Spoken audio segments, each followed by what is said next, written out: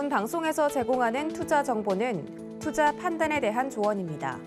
방송에서 제공하는 주식의 가치, 가격 상승 및 가격 하락에 대해서는 방송사에서 보장하지 않습니다.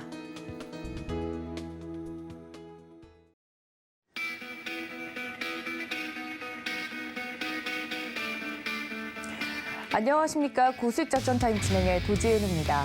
간밤에 뉴욕 증시 3대 지수 모두 하락으로 마감이 됐습니다. 3거래일 연속 하락하고 있는 이런 시장 속에서 투자자들의 심리가 굉장히 불안하다는 증거들이 나오고 있다고 하는데요. 어제는 전날에는 4% 정도 국제 유가가 뛰었던 반면 간밤에는 5% 정도 떨어진 채로 마감이 됐습니다. 시장의 흐름을 바꿀 정도로 큰 이슈가 나온 것은 아닌데 이렇게 유동성이 커지고 있는 만큼, 변동폭이 커지고 있는 만큼 제대로 오늘도 장전 전략 세워봐야 될 것 같은데요. 저희와 함께 하시면서 포트폴리오 전략 세워보시기를 바랍니다.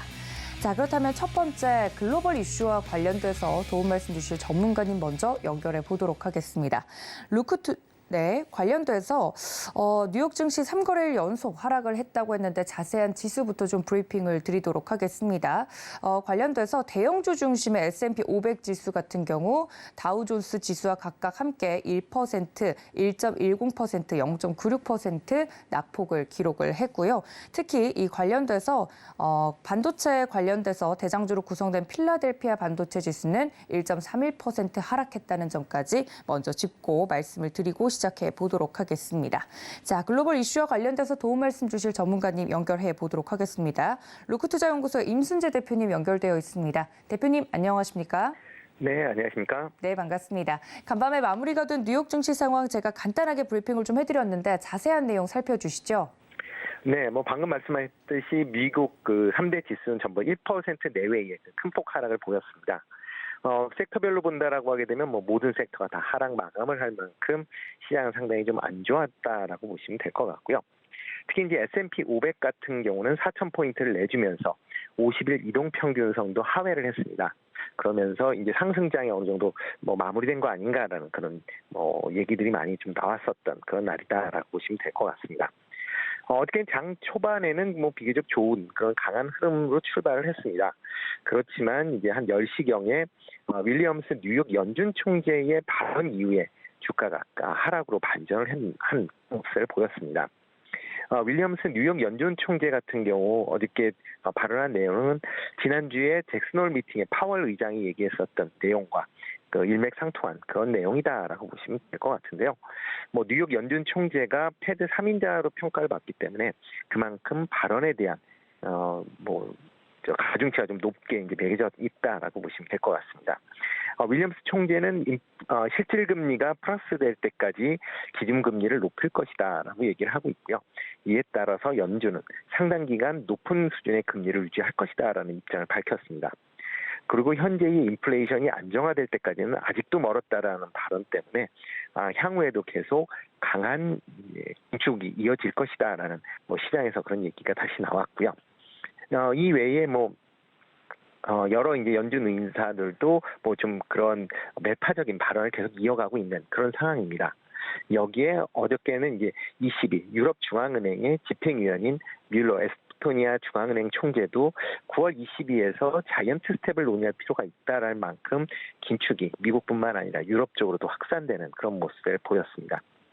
여기에 미국 경제 지표도 어저께는 좋은 모습을 보였습니다. 그렇기 때문에 향후에 추가적인 기준금리 인상을 해도 시장 큰 영향이 없을 것이다라고 하는 기존의 파월 의장의 발언을 뒷받침해주는 그런 모습을 보였는데요. 대표적으로 미국 노동부의 7월 구인 보고서 같은 경우에 전월 대비 20만 건이 증가한 1,124만 건으로 보고가 됐습니다. 그러니까 그만큼 여전히 미국 내에서 일자리를 찾는 그런 기업 자릿수가 많다라는 거죠. 그러니까 취업하겠다라는 사람보다는 일자리를 구하겠다라고 하는 게 한 1.7배 정도 지금 많은 그런 상황이다라고 얘기를 하고 있습니다. 이 외에 이제 소비자 신뢰 지수 같은 경우도 103.2포인트를 기록을 하면서 예상치 97.9포인트보다 높게 발표가 됐고요. 이 외에 S&P CS 20대 도시 주택 가격 지수 같은 경우도 전년 대비 18.6% 상승을 했습니다. 이게 전월의 부동산 관련 지수인데요. 전월에 20.5%, 그다음에 시장 예상치 19.5% 대비 하락세를 보이면서 부동산 시장도 조금 안정화되는 거 아니냐라는 그런 기대감이 다시 좀 커졌다라고 보시면 될 것 같습니다. 이에 따라서 기준금리가 좀 큰 폭으로 상승하는 그런 모습을 보였습니다. 기준금리가 아니라 그 실물금리, 국채금리가 좀 큰 폭으로 상승하는 모습을 좀 보였는데요. 특히 이제 미국 이 국채 2년물 같은 경우는 장중에 3.45%를 기록을 하면서 46%를 기록을 하면서 15년 만에 최고치를 기록을 한 그런 모습을 보였습니다. 그 이후에 조금 하락하는 그런 모습을 보였고요. 패드워치에서 밝히는 9월달 기준금리 인상 확률도 자이언트 스텝으로 올릴 것이다라는 게 72.5%로 대세를 형성하고 있는 그런 모습을 보였습니다. 이 외에 이제 WTI가 이제 92.1달러를 기록을 하면서 전일보다 5% 정도 급락을 하는 그런 모습을 보였습니다.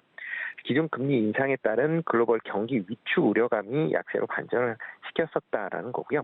또 하나가 오펙 사우디가 계속 그 감산을 해야 된다라고 주장을 하고 있는데 오펙 플러스의 아직까지는 상당수의 회원국들이 원유 감산 필요성을 못 느낀다라는 그런 로이터 보도로 인해서 이게 하락을 좀 더 키웠었던 그런 측면이 있다라고 보시면 되겠습니다.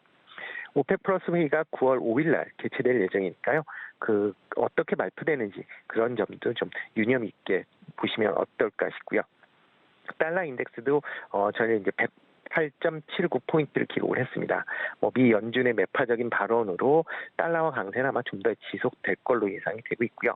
다만 전일 같은 경우는 22도 기준금리를 큰 폭으로 올릴 수 있다라는 그런 얘기를 하면서 달러 강세가 조금 주춤한 그런 모습 보였지만 기본적인 그 추세는 바뀐 걸로 보기는 좀 어려운 그런 상황입니다. 네, 자세한 미국 증시 상황 전해드렸습니다. 말씀해 주신 것처럼 좀 주요한 지지선들이 뚫린 것이 투자 심리에 영향을 미치지 않았나 풀이가 되고 있는데요. 관련돼서 자세하게 좀 살펴보면 좋을 만한 지표들 말씀을 드렸으니까 이 점까지 투자자분들도 체크해 주시면 좋을 것 같습니다. 네, 두 번째 이슈로 좀 넘어가 보도록 하겠습니다. 이 또한 좀 안 좋은 소식인데 정부가 한국산 전기차 보조금 지급 대상에서 제외한 미국의 인플레이션 감축법이죠. 이것과 관련돼서 미국 측과 양자협의체를 구성하고 정부 합동 대책반을 구성해서 대응을 하겠다라고 밝혔다고 합니다. 한국의 이제 전기차 업체들에게 굉장히 큰 타격이 일 것으로 지금 현재 예상이 되고 있는데 이 인플레이션 감축법에 대해서 자세하게 말씀해 주신다고요? 네, 미국의 인플레이션 감축 법안 자체가 형으로 보면 이제 친환경 친환경 관련된 분야에 투자를 확대하겠다라는 내용입니다. 그러다 보니까 전기차, 신재생에너지 관련된 부분이 투자의 상당 부분 이제 집중이 되는 그런 모습을 좀 보이고 있고요. 특히 국내 같은 경우 태양광이나 풍력 관련된 업종은 수혜를 받는다라고 해서 그동안 좀 주가가 많이 올랐고요. 이에 비해서 자동차 같은 경우는 상대적으로 피해가 예상이 되는 그런 이제 산업군이다라고 보시면 될 것 같습니다. 특히 이제 미국 그 인플레이션 감축 법안, 이제 IRA라고 불리는데요. 전기차 구매 시 보조금을 지급할 걸로 예상이 되어 있습니다. 신규 차량일 땐 이제 7,500달러까지 지급할 예정인데요. 지원 대상 차량이 미국 내에서 생산하는 전기차에 한정이 된다라는 부분입니다. 지금 현재 미국에 이제 전기차를 판매하고 있는 현대, 기아 같은 경우는 전기차를 전량 국내에서 생산해서 미국에 수출하는 형태를 띠게 되는데요. 그렇기 때문에 미국 내에 전기차 생산 시설이 없어서 이번 보조금 지급 대상에서 제외되는 걸로 그렇게 발표가 됐습니다. 현재 현대차가 2025년도에 미국 조지아 공장에 지금 전기차 전용 시설을 만들겠다라고 얘기를 한 그런 상황이기 때문에 그 공장이 만들어지기 전까지는 보조금 지급 대상에서 계속 제외가 될 걸로 그렇게 예상이 되고 있습니다. 이렇게 이제 전기차의 보조금이 제외된다라고 하게 되면 그 상반기에 이제 미국 내 전기차의 판매량이 증가했던 현대 기아차 입장에서는 상당한 타격이 불가피할 걸로 예상이 되고 있습니다. 특히 현대 기아차는 상반기 동안 미국 전기차 시장 점유율 9%를 기록을 하면서 테슬라에 이어서 2위를 기록을 했습니다. 현대 아이오닉 5, 그다음에 기아 EV6가 가성비를 앞세워서 상당 부분 판매가 지금 호조를 보이고 있는 와중이기 때문에 어떻게 보면 이런 전기차 보조금이 지급이 안 된다라는 게 아마 향후 가격 경쟁력을 악화시키는 요인으로 작용을 할 걸로 보여지고요.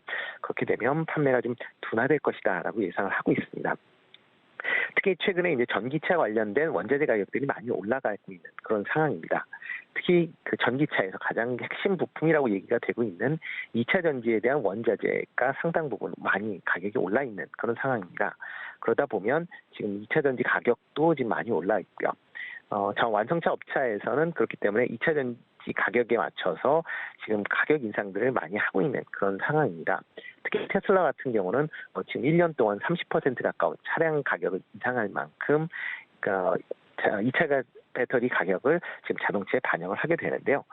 지금 미국에서 보조금을 지급받는다라고 하게 되면 이 보조금만큼 추가적으로 가격을 인상을 할 가능성은 충분히 있어 보입니다. 그렇기 때문에 지금 얘기 나오기는 포드나 GM 같은 경우도 보조금을 지급하는 시점에서 전기차의 가격을 인상을 할 것이다라고 지금 여러 보도가 나와 있는 그런 상황입니다. 이에 비해서 국내 업체들은 보조금을 지급받지 못하고 있는 상황이기 때문에 이렇게 이제 2차 전지 가격이 올라간다라고 해도 가격 인상에 상당히 부담을 가질 수밖에 없다라고 보시면 되겠습니다. 소비자들이 일단 가격 인상에 좀 민감하게 반응을 할 수도 있고 경쟁 모델인 테슬라나 아니면 GM이나 포드 같은 전기차를 구매할 가능성이 충분히 있다라고 예상이 되고 있습니다. 그렇기 때문에 우리나라 정부에서도 이런 IRA에 관련돼서 전기차의 미국 판매가 상당 부분 줄어들 것을 대비해서 미국 측에 관련된 우려를 전달을 했고요. 그리고 이와 관련돼서 정부 내 통상 관련 관료들이 지금 미국으로 출발한 그런 상황입니다. 아마 미국 내에 지금 지원금만 받는다라는 게 한미 FTA나 WTO 협약에 위반됨을 좀 강조를 하면서요. 지금 차별적인 보조금 지급을 없애야 된다라고 계속 주장을 하고 있고요. 이거는 국내뿐만 아니라 독일이나 일본 같은 경우도 지금 IRA 피해가 예상이 되고 있기 때문에 공동 대응을 하기 위한 그런 여러 가지 방안을 마련 중에 있다라고 보시면 되겠습니다. 그 방안 중에서 제일 지금 많이 나오고 얘기가 되고 있는 게 전기차의 보조금 적용 시점을 2025년까지 유예하는 방안을 지금 미국 측에 전달한 걸로 얘기가 되고 있는데요. 과연 어떻게 될지는 좀 더 지켜보셔야 될 것 같습니다. 그 이유 중에 하나는 현재 이제 IRA 법안의 문구를 수정을 하려면 미국 의회의 동의를 받아야 되는 그런 상황입니다. 그렇지만 미국에서 지금 그러니까 9월부터 중간 선거 기간에 본격적으로 접어든다라고 하게 되면 의회에서 이거를 논의하기는 상당히 어려워질 가능성이 충분히 있다라고 보시면 될 것 같고요. 특히 미국 선거 기간 내에 미국 기업에 대한 혜택을 주는 거에 대해서는 선거 판도에 보면 유리하게 작용을 할 가능성이 충분히 있습니다. 특히 민주당이 최근 민주당이 지금 조금 이제 미국 내에서 부진한 그런 모습들을 보이기 때문에 이런 제도를 통해서 민주당의 득표율을 좀 더 올릴 수 있다라는 그런 이제 전략적인 판단이 쓴다라고 하게 되면 지금 당장 이거를 개선하기는 좀 어려울 것 같고요. 선거 이후에 미 하원이 이제 재등원되는 시점, 그러니까 내년이죠. 내년까지 이런 부분은 좀 더 이슈가 작용을 될 것 같으니까 그런 점을 감안해서 투자에 임하시는 게 어떨까 싶습니다. 네, 이런 문제를 좀 해결하기 위해서 우리 정부가 본격적인 외교전을 또 펼치기 시작했다고 하니까요. 계속해서 이 뉴스에 대해서는 팔로우업을 하도록 하겠습니다. 자, 세 번째, 오늘 우리 이슈에 대해서 작전을 좀 세워봐야 될 것 같은데요. 대표님 어떤 작전이 오늘은 유효할까요? 네, 전일 같은 경우는 장이 플러스가 나오면서 2,450선까지 이제 회복을 했습니다. 그렇지만 지수가 이제 어저께 이제 상승한 이유는 전일 이제 지난 월요일 날 급락을 함에 따라서 반발 매수가 유입된 걸로 이제 예상이 되고요. 미국 같은 경우도 이틀 연속 큰 폭의 하락이 있었기 때문에 전일장에는 상승할 거 아니냐라는 그런 심리가 같이 미친 거 아닌가라는 생각을 해보고 있습니다. 그렇지만 전일 미국 시장이 큰 폭으로 3일 연속 하락을 보였기 때문에 금일 국내 주가도 아마 큰 폭의 하락세가 불가피하지 않을까라는 생각을 해보고 있습니다. 그렇기 때문에 지금 시장 내에서는 좀 보수적인 관점에서 접근하시는 게 좀 더 맞지 않을까라는 생각이 들고요. 아마 이번에 뭐 주가가 하락을 한다라고 하게 되면 전 저점 수준까지도 테스트해 볼 수 있을 만큼 하락이 이어질 가능성도 충분히 있다라고 예상이 되고 있습니다. 그렇기 때문에 투자에 유념을 하시는 게 좋을 것 같고요. 일단 종목별로는 뭐 여전히 이슈가 있는 종목 중심으로 해서 계속 뭐 매수세는 들어올 걸로 그렇게 예상이 되고 있습니다. 최근같이 이제 정책에 대한 뭐 이슈에 따라서 순환매가 상당 부분 진행이 되고 있는 그런 상황이기 때문에 그런 부분에 좀 더 관심을 가지시는 게 좋지 않을까 싶고요. 특히 태저 이방원이라고 불려지는 뭐 종목군에 대해서는 뭐 지속적인 관심을 가지실 필요는 있을 걸로 예상이 되고 있습니다. 특히 이 종목군 중에서 그 각 산업의 대표주 중심으로 조금 더 관심을 가지시는 게 어떨까라는 생각을 해보고 있습니다. 어차피 현재 태조 이방원이라는 그 종목군 내에서 업종 대표주 중심으로 지금 선별화되는 그런 이제 주가 흐름을 보이고 있다라는 것도 감안을 해주시는 게 좋을 것 같고요. 다만 최근에 단기 급등했었던 측면이 있기 때문에 그거에 따라서 조정은 있을 걸로 예상이 되고 있습니다. 특히 지수가 전체적으로 조정을 보인다라고 하게 되면 관련 종목들도 하락할 가능성은 충분히 있으니까요. 또 고점에서 추격 매수보다는 조정을 받았을 때 저점에 저가 매수를 하시는 그런 전략이 아직까지는 좀 유효하지 않을까라는 생각을 좀 해보고 있습니다. 금일 같은 경우는 이제 8월 31일부터 9월 3일까지 글로벌 수소 전시회인 H2BC 이제 개최가 될 예정입니다. 그렇기 때문에 수소 에너지와 관련된 분야가 조금 시장에 관심을 받을 가능성은 충분히 있으니까요. 이런 종목 중으로는 단기 관점에서 트레이딩 관점으로 접근해 보시는 것도 좋은 투자 방법이 아닌가 싶습니다. 네, 이렇게 오늘 장 전략까지 세워봤습니다. 지금까지 루크투자연구소 임순재 대표님과 함께했습니다. 대표님 고맙습니다. 네, 고맙습니다. 네, 이렇게 글로벌 이슈들 짚어봤는데요. 국내 이슈들도 짚어보도록 하겠습니다. 도움 말씀에 교보증권 여의도금융센터 윤여민 FP님 스튜디오에 모셨습니다. FP님 어서 오세요. 네, 안녕하십니까. 네, 일단 국내 증시 리뷰부터 좀 해봐야 될 것 같은데 어제 우리 시장 보니까 개인들의 매수세로 양지수 상승 마감하는 모습을 좀 보였습니다. 시장 리뷰 자세하게 부탁드릴게요. 예, 이제 어제 같은 경우는 좀 상승에 대한 좀 트리거가 좀 있었는데 일단 하락이 좀 과했다는 좀 반응이 좀 있었습니다. 이에 따라 좀 반등이 좀 이어졌다는 부분들. 이에 따라서 초반 1시간 이후부터는 추가 좀 낙폭이 좀 제한됐다고 볼 수 있을 것 같고 좀 매물과 관련돼서는 보게 된다고 하면 좀 어느 정도 소진된 것이 아니냐라는 좀 얘기가 나오고 있는 상황이다. 좀 나올 만큼 나왔다라는 부분이라고 생각이 듭니다. 여기에 이제 파월 의장이 좀 이제 어떻게 보면 발언을 세게 했지만 그래도 그건 새로운 발언이 아니다. 그러니까 결국은 정책이 바뀐 것이 아니라 어떤 의지의 재확인 정도가 아닌가라는 좀 생각을 하고 있고 다만 이제 이 파월 발언 이후에 금리라든지 원자재 지금 증시 같은 경우는 상당히 강하게 변동성이 일어나고 있다라고 생각을 하시면 될 것 같습니다. 특히 이제 유가라든지 금리 같은 부분이 좀 같이 올라간 것은 우리나라 증시에 좀 상당히 부담스러운 입장이라고 볼 수 있을 것 같고 반면에 이제 천연가스 가격은 좀 대폭을 하락했기 때문에 약간의 이런 재료들이 좀 정돈되는 시기는 조금 필요하지 않을까라는 좀 생각을 하고 있습니다. 이에 따라서 이 정돈되는 시기까지 장중의 변동성은 이어지지 않을까 좀 생각을 하고 있고요. 이제 8월 발언 이후에 좀 달러 강세는 살짝 좀 주춤한 모습들. 이제 이런 부분들은 좀 어느 정도 다행입니다만 지금 유럽 금리 같은 경우도 계속 올린다는 얘기가 있죠. 75bp 올린다는 얘기가 있기 때문에 이러한 측면에서 봤을 때 인플레이션에 관련된 부분들은 우리가 계속 지켜봐야 좀 사안이 아닐까 좀 생각을 하고 있고요. 특히 이제 7월에 이제 우리가 좀 반등했던 이유가 크게 좀 3가지 정도로 보시면 됩니다. 인플레이션 정점에 대한 어떤 기대감, 그다음에 긴축 속도 조절, 그리고 이제 금리 인하에 대한 어떤 기대감까지 있었는데 사실 이제 이 파월의 발언 이후에 금리 인하에 대한 기대감은 완벽하게 좀 사라졌습니다. 결국 이제 속도 조절과 인플레이션 정점에 대한 부분만 아직 좀 남아있는 재료라고 보시면 될 것 같고요. 향후에 이제 이런 측면에서 봤을 때 좀 인플레이션에 대한 수치에 따라서 좀 증시가 좀 반응하지 않을까라는 좀 생각을 하고 있습니다. 다만 이제 어제 같은 경우 외국인의 좀 대량 매도가 좀 없었다는 것, 특히 이제 코스피에서도 매도가 좀 없었다는 점에서 봤을 때 제가 볼 때는 이 외국인의 좀 수급에 대한 부분들을 계속 좀 체크를 해봐야 되지 않을까 좀 생각을 하고 있습니다. 네, 어제 우리 시장에 대해서 자세하게 좀 리뷰를 해주셨습니다. 국내 증시 같은 경우는 말씀해주신 것처럼 낙폭이 과대했기 때문에 이 정도로 우려할 정도는 아닌 것 같다라고 시장의 분위기가 좀 형성이 된 것 같다 말씀을 드리면서 요소들 짚어주셨는데요. 자, 그렇다면 이런 시장 속에서 FP님께서 늘 좀 주요한 섹터별로 이야기를 해주고 계시는데 그 섹터들이 잘 맞아요. 그래서 네, 오늘은 또 어떤 섹터를 이야기해 주실지 기대가 되는데 어느 쪽 저희가 오늘은 살펴볼까요?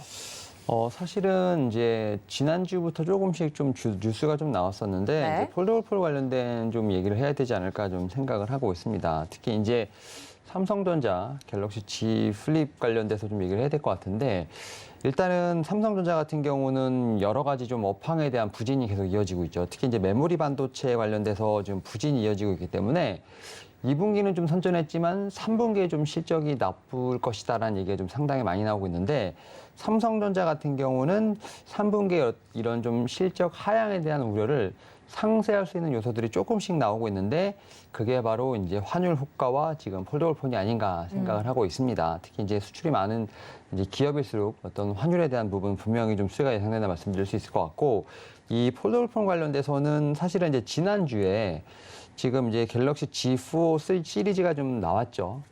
상당히 예상보다 잘 팔리고 있는 상황이라고 볼 수 있을 것 같습니다. 특히 이제 전작과 좀 크게 달라진 것이 없기 때문에 시장에서 조금 우려가 있었죠. 좀 내부에서 좀 우려가 있었고요. 근데 이제 뭐 애플 같은 경우도 아이폰 13 뭐 크게 달라지지 않았습니다만 상당히 큰 이제 신기록을 세울 정도로 잘 팔렸던 것을 봤을 때 지금 이 갤럭시 G4 시리즈 같은 경우도 상당히 잘 팔리고 있는 모습이 좀 나오고 있다 볼 수 있을 것 같고 일단 뭐 국내 사전 예약 같은 경우는 지금 뭐 일평균 13만 대 이상, 지금 14만 대까지 육박할 정도로 지금 역대 갤럭시 가운데 가장 최고 기록을 좀 달성을 했습니다.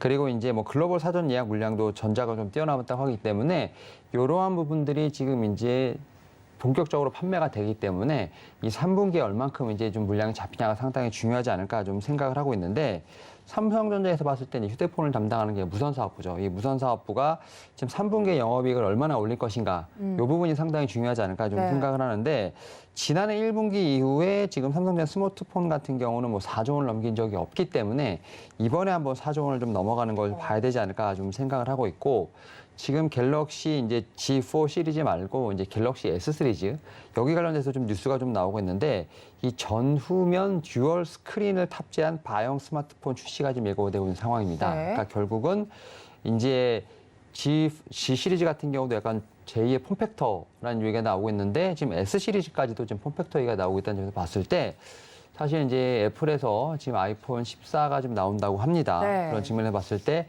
하반기에 좀 격전이 예상된다라고 볼 수 있을 것 같고 거기서 얼만큼 이제 이 뭐 폴더블 폰 관련된 부분들, 휴대폰 관련된 스마트폰 관련된 쪽에서 좀 얼만큼 삼성전자가 좀 선방해줄지가 상당히 궁금하다라고 볼 수 있을 것 같은데 일단 초반 기세는 상당히 좋다라고 좀 말씀드릴 수 있을 것 같습니다. 네, 삼성전자 이번에 폴더블 폰에 굉장히 큰 공을 들이고 있는 것으로 알고 있는데 폴더블 폰이 아무래도 수익성도 굉장히 좋은 면이 있고 하반기에 기대해 볼 만한 요소가 많다 이야기를 해주셨습니다. 그런데 삼성전자 같은 경우는 이제 주가만 보면 사실 수익성도 좋고 이렇게 영업이익도 늘 좋은데도 불구하고 지금 현재 주가 부진 때문에 많은 투자자분들이 좀 힘들어하지 않습니까? 네. 그러면 하반기 늘상 상반기보다는 하반기가 성적이 좋긴 했는데 네. 지금쯤 진입해서 삼성전자 하반기에 조금 더 좋은 수익을 좀 볼 수 있을까요? 윤여민 의원님 어떻게 보시나요? 삼성전자는 일단은 내년까지 봐야 되지 않을까. 내년까지. 봐야 되지 않을까 생각을 하면서 네. 제가 이제 폴더폰 관련돼서 좀 말씀을 드렸기 때문에 이와 관련돼서도 이제 삼성전자를 진입하시기보다는 네. 이제 관련된 종목들이 좀 밑에 많이 있죠. 뭐 우리가 대표적으로 이제 폴더폰 하면 좀 얘기가 나오는 게 KH바텍, 뭐 힌지 관련된 종목이라 말씀드릴 수 있을 것 같고 아니면 이제 뭐 뉴프렉스 같은 종목들, 이제 이런 종목들 같은 경우가 오히려 중소형단에서 좀 움직일 수 있는 그런 종목이 아닐까 좀 생각을 하고 있고 뭐 KH바텍 같은 경우는 워낙 좀 유명한 종목이고 뭐 뉴프렉스 같은 경우는 이제 최근에 좀 실적 관련된 부분으로 좀 얘기가 좀 많이 나오고 있습니다. 특히 이제 2분기의 실적 같은 경우도 지금 이제 어닝 서프라이즈가 좀 나왔다. 컨센서스를 좀 상회하는 좀 실적이 나왔고요. 아마 올해 같은 경우가 좀 상당히 유의미한 실적이 나오지 않을까. 올해 봤을 때 영업이익이 한 230억 정도 나오면서 전년 대비했을 때 한 1,400% 정도 상승을 하면서 제가 볼 때는 뉴프렉스 같은 경우는 좀 사상 최대 실적을 좀 경신하지 않을까 하는 측면에 있어서 봤을 때 오히려 이제 이런 어떤 이슈가 있을 때 대형주의 이슈가 있을 때는 대형주보다는 그 밑에 단에 있는 중소형주를 좀 사면서 수익률을 좀 극대화시키는 그런 전략이 올 하반기에도 유효하지 않을까 생각합니다. 네, 제가 너무 근시안 쪽으로 봤네요. 우리 FP님께서 삼성전자가 아니라 폴더블 폰을 가지고 온 이유가 있었습니다. 관련돼서 폴더블 폰과 함께 움직일 수 있는 관련주들 이야기를 또 해드렸으니까 여러분들 이 점까지 기억해 주시면 좋을 것 같고요. FP님 그렇다면 오늘 장에서는 저희 어떤 대응 전략이 필요할까요? 뉴욕 증시는 3거래일 연속 하락했는데요. 예, 일단은 뭐 투매가 좀 나왔고 이제 어제 좀 반등에 대한 부분들을 좀 모색을 했습니다만 여전히 저는 증시는 불안하겠죠. 예. 결국 이제 투매 후의 변동성은 불가피하다라고 좀 얘기가 나오고 있고 당분간 좀 이제 펀디멘털보다는 센티멘털에 관련된 부분들, 결국 이제 심리에 관련된 부분이 증시의 등락에 상당히 영향을 미치지 않을까라는 좀 생각을 하고 있습니다. 특히 이제 외국인이 좀 중요하다고 볼 수 있을 것 같은데 정말 다행스러운 것은 지금 8월 달에 코스닥에서 지금 2천억대 순매수를 하고 있는 상황입니다. 그러니까요. 그러니까 올해 순매수는 5월이 유일한데 8월도 순매수하고 있다는 점에서 그나마 좀 증시를 받쳐주고 있지 않나 좀 생각이 들고 있고요. 결국은 이제 우리는 지수에 대한 것보다는 종목에 대한 부분에 좀 집중해야 되지 않을까 생각을 하고 있고 이미 이제 2분기 실적 시즌이 지났기 때문에 뭐 실적에 대한 부분은 다 체크가 가능하겠죠. 결국 이제 외국인과 기관의 어떤 누적 수급이 좀 쌓이는 종목들에 대한 부분에 관심이 필요하지 않을까 생각을 하면서 뭐 앞에서도 지금 태조희망원 좀 말씀을 하셨었는데 네. 이와 관련돼서도 좀 빠르게 좀 선순환이 돌고 있는 것 같다. 결국 이제 이러한 측면에서 결국은 좀 눌림목을 잘 활용한 어떤 종목에 대한 매매가 좀 가능하지 않을까 생각하고 있습니다. 네, 이렇게 오늘장 작전에 대해서도 힌트를 들어봤습니다. 지금까지 교보증권 여의도금융센터 윤여민 FP와 함께했습니다. FP님 고맙습니다. 네. 네, 이렇게 국내 이슈까지 다뤄봤습니다. 그렇다면 암호화폐 시장은 어떤 흐름이 감지가 되고 있는지 체크해 봐야 될 것 같은데요. 시황센터 연결합니다. 네, 안녕하세요. 캐스터 이은주입니다. 간밤에 있었던 암호화폐 시장 상황 함께 살펴보도록 하겠습니다. 네, 지난 역사적으로 봤을 때도 9월 달은 늘 우리 시장에는 안 좋은 한 달이었습니다. 이 9월이 막 시작이 되려고 하는데 이미 8월 달에 지난 6월과 7월에 나와줬던 상승분을 모두 반납하는 모습이 현재 시장에 연출이 되고 있죠. 오늘도 전일 대비 하락하고 있는 시장 모습을 확인해 볼 수 있는데요. 전반적인 시가총액 전일 대비 1% 가까이 하락하면서 마켓캡도 1조 달러 아래에서 유지가 되고 있습니다. 그리고 비트코인이 전일 대비 1.46% 하락을 했고 일주일 전 대비도 7% 넘게 하락하면서 전반적인 암호화폐 상승장을 향한 이 랠리에 제동을 걸고 있는 모습 보여주고 있습니다. 가격도 2만 달러 아래까지 내려와서 이제 19,000달러대 거래가 되고 있는데 가격과 관련해서 여전히 많은 전문가들의 의견이 오가고 있지만 최근 비트코인의 가격 하락을 부추기고 있는 또 다른 소식이 전해졌습니다. 9년 동안 한 번도 이동되지 않고 움직이지 않았던 비트코인의 계좌에서 최근에 5,000개에 달하는 비트코인이 이체가 됐다는 데이터가 나왔는데요. 이 5,000개 비트코인 현재 달러로 계산을 해보자면 약 1억 달러 정도의 규모가 될 수 있겠습니다. 앞서 또 다른 9년 휴면 월렛에서 5,001개 비트코인이 추가 이체가 되면서 최근에만 해도 이 10,000개 상당의 비트코인이 이동되고 있는 모습이 우리 시장에서 포착이 되고 있습니다.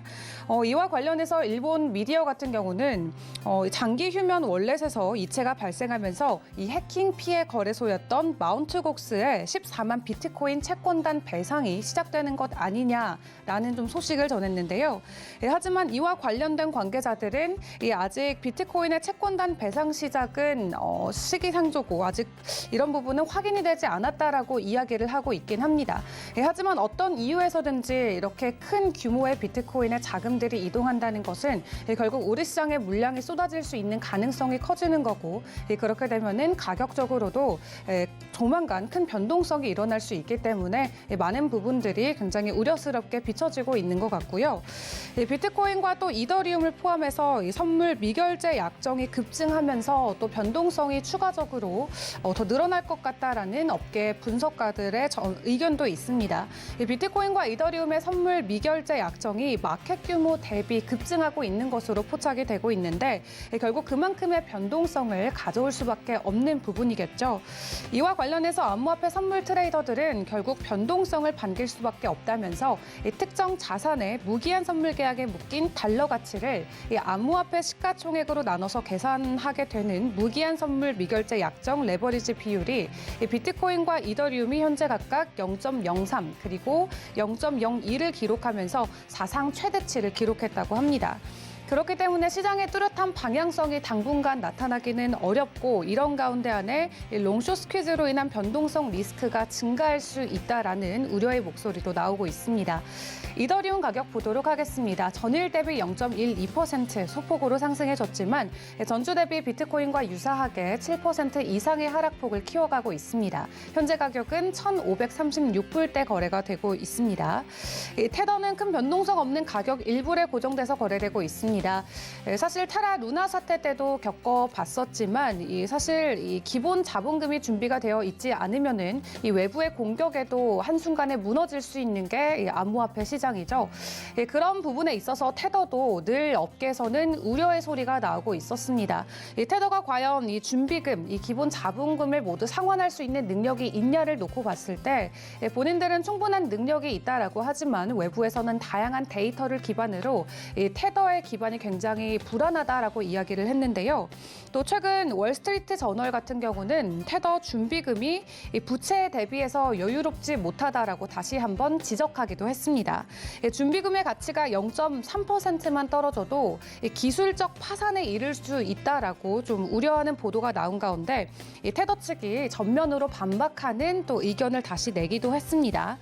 테더 준비금 같은 경우는 3개월 만기 미국 단기 재정증권인 어떻게 보면 세계에서 가장 안전하다라고 인정받고 있는 자산이죠. 이 미국 국채에 기반하고 있기 때문에 굉장히 안정적이다라고 이야기하기도 했고요.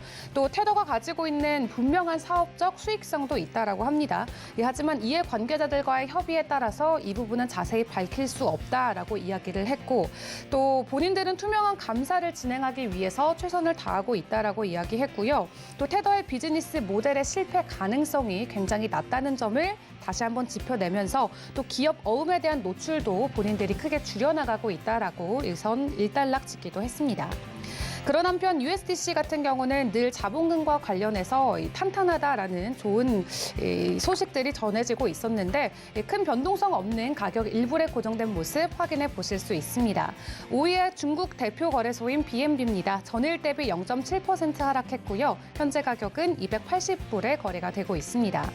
6위의 바이낸스 USD 큰 변동성 없는 가격 99센트고 리플이 전일 대비 0.85% 하락, 또 일주일 전 대비는 5% 넘게 하락하면서 현재 가격은 0.3달러에 거래되고 있습니다. 8위의 카르다노 보도록 하겠습니다. 홀로 파란불 켜내면서 전일 대비 1% 넘는 상승 흐름 보여주고 있는데요. 이 카르다노 관련해서 또 최근 전해진 소식이 있습니다. 이 에이다 같은 경우도 굉장히 빠르고 또 수수료가 저렴하기 때문에 이 송금과 관련된 부분에서 유용하게 많이 쓰이고 있죠. 이 부분과 관련해서 이 카르다노 창시자인 찰스 호킨슨이 본인의 트위터를 통해 이 아프리카 케냐에 기반하고 있는 핀테크 기업에 이 큰 규모로 투자 라운드에 참여했다라고 밝혔습니다. 1,100만 달러 투자 라운드에 참여를 하면서 전 세계에 있는 소액 금융 시장을 변화시키는 이 페제샤의 계획에 참여하게 돼서 기쁘다라고 전했는데요. 점점 이 카르다노 에이다의 확장성이 넓혀지고 있는 모습도 함께 확인해 보실 수 있고요. 9위의 솔라나는 전일 대비 1% 하락, 또 전주 대비는 11% 큰 폭으로 하락하고 있습니다. 현재 가격은 31달러에 거래되고 있고요. 마지막으로 도지코인까지 보도록 하겠습니다. 도지코인 전일 대비 2%, 또 전주 대비 10% 넘는 하락세 키워가면서 현재 가격은 0.06달러에 거래되고 있습니다. 이렇게 지속적인 하락 장세가 이어지고 있는 가운데 업계 전문가들은 우리 시장을 앞으로 어떻게 예측할지 또 의견들도 함께 살펴보도록 하겠습니다. 골드만삭스 출신의 유명 매크로 투자자죠. 이 라울 팔 같은 경우는 이번 주에 발표 예정인 이 ISM 제조업 지수 그리고 경제 지표가 암호화폐 시장뿐만 아니라 주식 시장에서도 좋은 기회를 가져다 줄 수 있을 것으로 좀 기대하는 모습을 내비치기도 했습니다. 하지만 이 미국의 강달러 환율, 이 강달러 모습이 지속이 된다면은 오히려 상황은 더 악화될 수밖에 없다라고 좀 우려의 목소리를 내기도 했는데요. 달러 강세는 결국 투자자들이 암호화폐뿐만 아니라 주식과 같은 자산을 매도할 수밖에 없는 상황을 연출시키기 때문에 이러한 부분들을 추가로 확인해 봐야 된다라고 이야기를 했고요. 또 미국에서 이 투자자들이 암호화폐를 투자했던 것과 관련된 이 서베이, 이 설문조사 결과가 좀 발표가 됐습니다. 미국 워싱턴 DC에 소재하고 있는 여론조사기관인 퓨리서치 센터의 보고서를 인용해 보자면은 이 암호화폐 투자 경험이 있는 미국 성인의 거의 절반 이상이 실적이 예상한 것보다 좋지 않다라고 답을 했다라고 합니다. 설문조사에 참여했던 미국 성인 중 암호화폐 투자 혹은 거래를 한 적이 있다라고 답한 비중이 전체 16%로 확인이 됐는데요. 그중에서도 대부분 46%가 예상보다 좋지 못했다라고 대답을 했다라고 하고요. 그중 15%만 예상보다 수익률이 좋았다라는 답변을 내놨다고 합니다. 그렇기 때문에 이런 부분들이 또 장기적으로 봤을 때 추가적으로 이 투자 심리를 위축시킬 수 있다라는 우려도 나오고 있는 모습입니다. 그런 한편 JP모건의 수석 애널리스트도 조만간은 비트코인뿐만 아니라 대형 기술주에서 좀 자금을 빼내는 게 좋지 않을까라는 의견을 내기도 했습니다. JP모건의 글로벌 수석 애널리스트죠. 데이비드 켈리가 단기 반향성을 찾기보다는 단기적인 가치 투자가 현재는 유효한 시점이다라고 이야기를 했습니다. 그러면서 피해야 될 투자 자산으로는 비트코인 등 암호화폐 그리고 대형 기술주들을 꼽았는데요. 이와 관련해서 현재 경제 상황을 보면은 한 발은 경기 침체에 빠져 있고 또 다른 한 발은 바나나 껍질을 밟고 있는 것과 같다라고 이야기하면서 이런 상황에서 가장 유효한 포지셔닝은 가치 투자다라고 이야기를 했습니다. 또 주가 수익 비율이 낮은 미국 주식과 글로벌 가치주 비중을 높이고 반대로 대형 기술주나 비트코인에서는 빠져나와야 된다라고 지적을 했는데요. 그러면서 그는 추가 변동성은 분명히 있겠지만 내년 말 경제는 정상적으로 돌아갈 수 있고 그때 정도 되면 다시 반등을 기대해봐도 좋을 것 같다라고 이야기를 남기기도 했습니다. 글로벌 주요 이슈들도 살펴보도록 하겠습니다. 엘살바도르 세계에서 최초로 비트코인을 법정 통화로 채택했던 국가죠. 나중에는 비트코인을 직접 채굴하겠다라면서 채굴업에 뛰어들기도 했는데요. 엘살바도르에 있는 화산 근처에 에너지 자원을 심고 그곳을 통해서 비트코인을 직접 채굴하겠다라고 이야기하면서 다시 한번 한 차례 관심을 받기도 했습니다. 그런 엘살바도르의 화산 채권 발행이 사실 투자자들의 관심 부족 그리고 입법 보류로 인해서 계속 지연이 되고 있는 상황입니다. 하지만 올해 말부터는 본격적으로 유통을 이어갈 것이다라는 이야기가 나오고 있는데요. 비트코인 채권 발행을 위해서는 의회에서 관련된 법안이 먼저 통과되어져야 되고 또 나이브 부켈레 대통령의 정당이 이 의회 과반수를 차지하고 있는 만큼 이 입법과 관련된 부분은 큰 문제가 없을 것 같다라고 업계에서는 내다보고 있습니다. 또 다른 보도에 따르면은 이 비트코인 프로젝트와 관련해서는 엘살바도르 정부 측과 긴밀히 협력하고 있는 부분이 있다라고 전해지면서 정부 관리들이 해당 법안이 오는 9월에 통과될 것으로 기대된다고 밝혔다고 합니다. 또 법안 통과 이후에는 실질적인 채권 발행까지 2개월에서 3개월 정도 시간이 소요될 수 있는 만큼 올해 연말부터는 본격적으로 채권 발행이 가능할 것으로 풀이하고 있는 것 같습니다. 마지막으로 국내 소식까지 전해드리도록 하겠습니다. 부산시가 대표적인 암호화폐 거래소죠. FTX와 함께 디지털 자산 거래소를 설립하겠다라고 이야기했습니다. 부산 블록체인 산업 발전 및 부산 디지털 자산 거래소 설립 지원을 위한 업무 협약을 체결했다라고 하는데요. 이 협약식에는 박형중 부산시장 또 에이미 우 FTX 투자부문 대표가 함께 참석을 할 예정이라고 합니다. 이번 협약이 체결이 된다면은 부산시는 부산 디지털 거래소 설립을 위해서 FTX의 기술과 또 그 인프라를 지원받고 FTX는 부산 지역 대학들과 연계해서 블록체인에 특화된 교육을 지원한다라고 하는데요. 블록체인 규제 자유특구를 활용한 다양한 사업이 앞으로 부산시에서 추가적으로 일어날 것으로 예상이 되고 있습니다. 지금까지 전반적인 암호화폐 시장 상황 전해드렸습니다.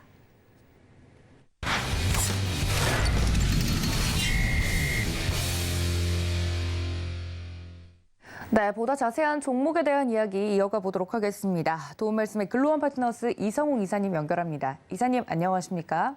네, 안녕하세요. 네, 반갑습니다. 첫 번째 이슈부터 짚어보도록 하겠습니다. 앞서 국제유가의 변동성에 대해서 잠시 제가 언급을 했었는데 이 천연가스 관련돼서도 유럽에서 변동성이 확대되고 있다고 하는데 자세한 내용 짚어주신다고요?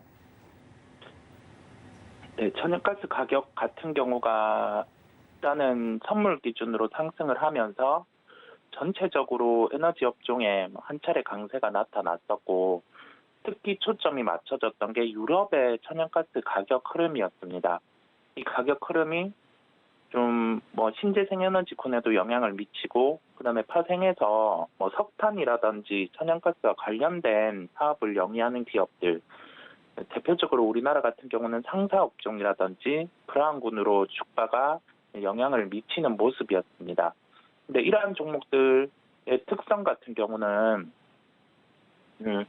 에너지와 관련된 가격, 즉 구체적으로는 최근에는 천연가스 가격 같은 경우가 유럽의 천연가스 가격 선물 기준, 현물 기준이 좀 주목이 되었었고 이 가격이 주목이 되는 시기에는 꼭 투기적인 수요가 개입이 되는 점이 아니더라도 조정이 나오기 마련입니다. 그렇다 보니 천연가스 가격 같은 경우는 전정거래일이죠. 전정거래일 같은 경우 변동성이 커지는 모습, 장중에 한 12% 정도 하락이 나오는 모습이었고 전일 같은 경우, 즉 마감이 된 유럽 시장 같은 경우는 또 여기에서 천연가스 가격이 조정이 나오는 모습이었습니다. 그리고 우리가 가깝게 봐오는 원자재 가격 중에서 WTI 원유라든지 이 기준 또한 5%대 약세를 나타냈어요. 그렇다고 하면은 연결해서 벌어질 수 있는 시장의 특성 같은 경우는 쉽게는 에너지 업종의 조정 가능성입니다. 최근에 강했었던 정유와 관련된 부분은 기술적 반등의 수준이었고 다만 상사 업종 LX 인터내셔널이라든지 한국가스공사 그다음에 GS 글로벌 이러한 종목군 같은 경우는 주가가 조정이 나올 수 있는 점을 또 생각을 해야 되겠고 천연가스라든지 원유와 직접적인 연관이 없지만은 최근에 암모니아 가격 같은 경우도 이러한 좀 화학적인 요소로 연결이 되다 보니까 좀 강세가 나타났었고 여기에서 강했던 미국 기준으로는 CF 인더스트리라든지 모자이크 즉 비료와 관련해서 사업을 영위하는 종목들이 이틀 연속 조정이 나오는 모습이었어요. 그렇다고 하면 우리나라 시장에 대입을 해보면 남해화학이라든지 롯데 정밀화학 이런 종목들은 어제 조정이 나타났음에도 불구하고 오늘 추가적인 조정이 나타날 수 있는 점을 좀 생각을 해야 되겠습니다.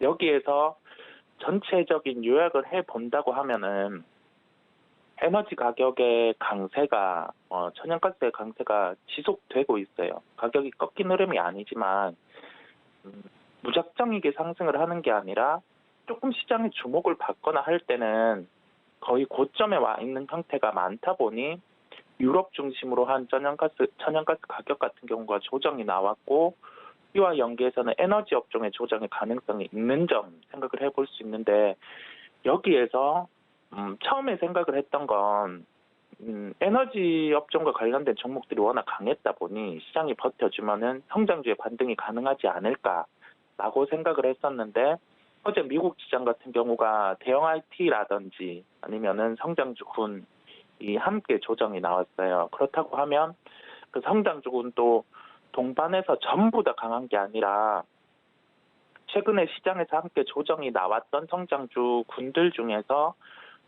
실적 같은 경우가 체력이 기본적으로라도 뒷받침되고 여기에서 수급이라든지 이벤트 요소가 있는 업종 중으로 한번 짚고 넘어갈 필요가 있다고 보입니다. 그래서 이와 연결된 종목을 뒤이어 말씀드리겠습니다.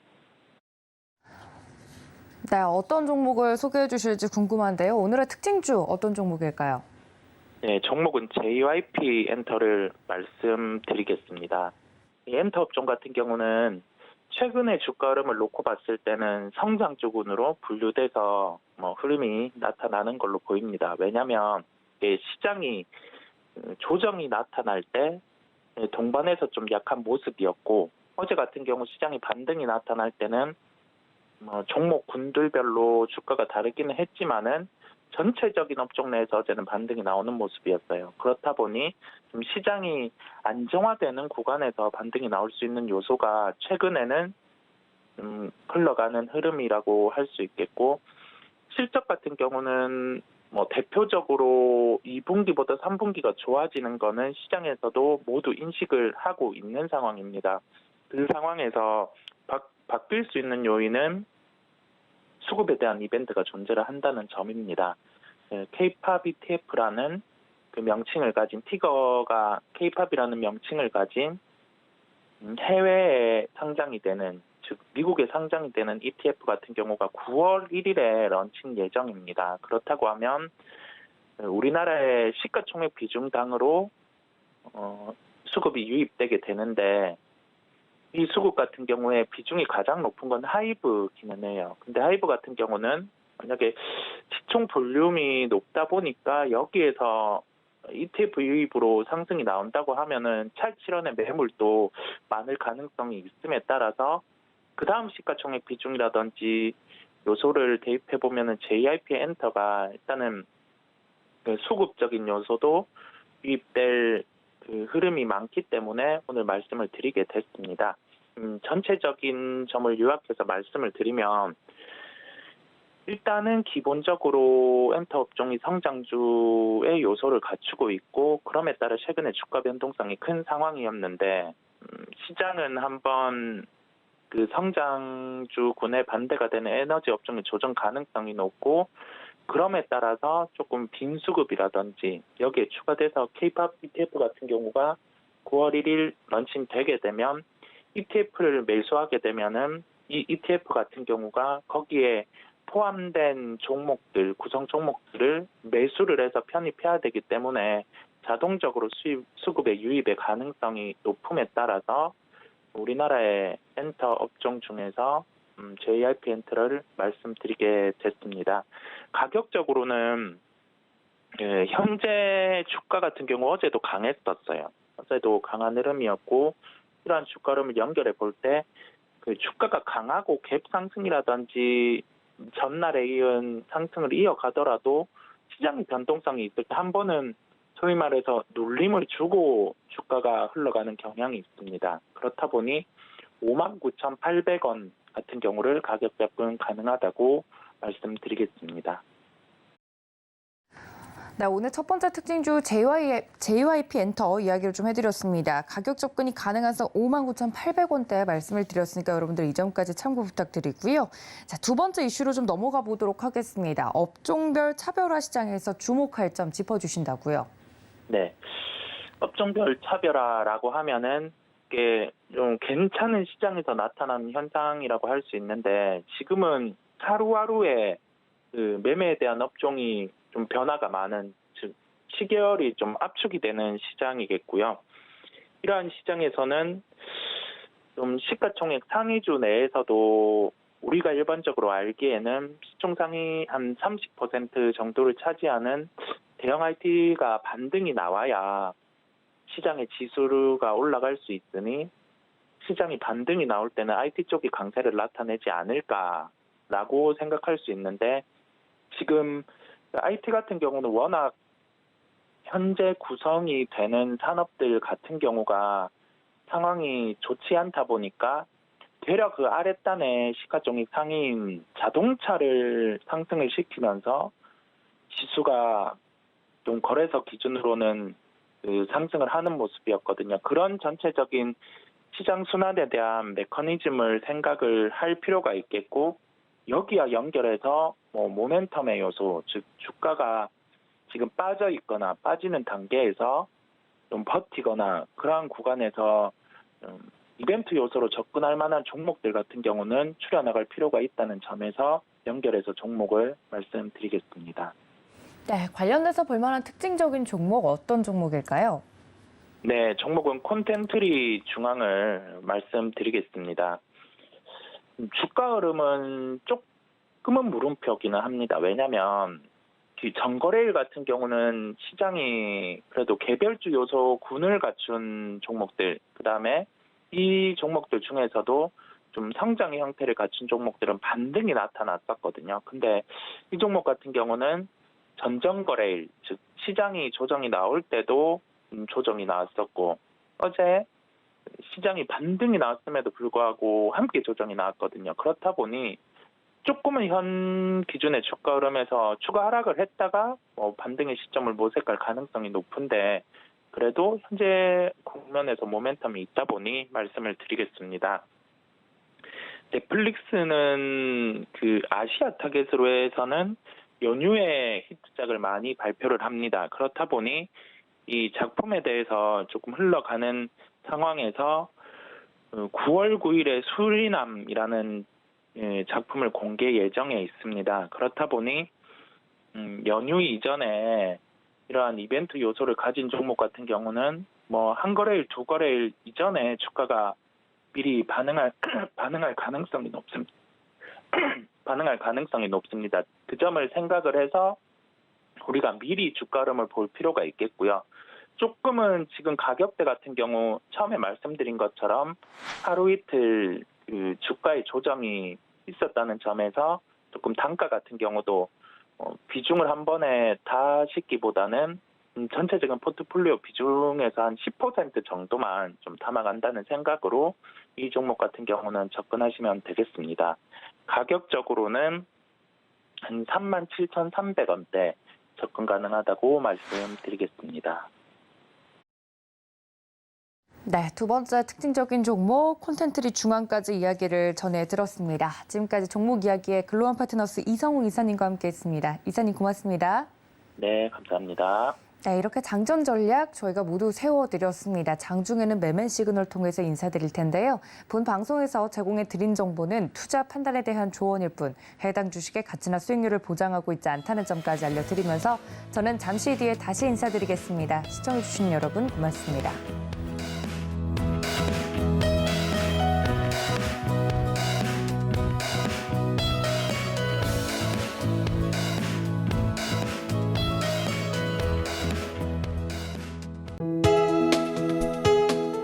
본 방송에서 제공하는 투자 정보는 투자 판단에 대한 조언입니다. 방송에서 제공하는 주식의 가치, 가격 상승 및 가격 하락에 대해서는 방송사에서 보장하지 않습니다.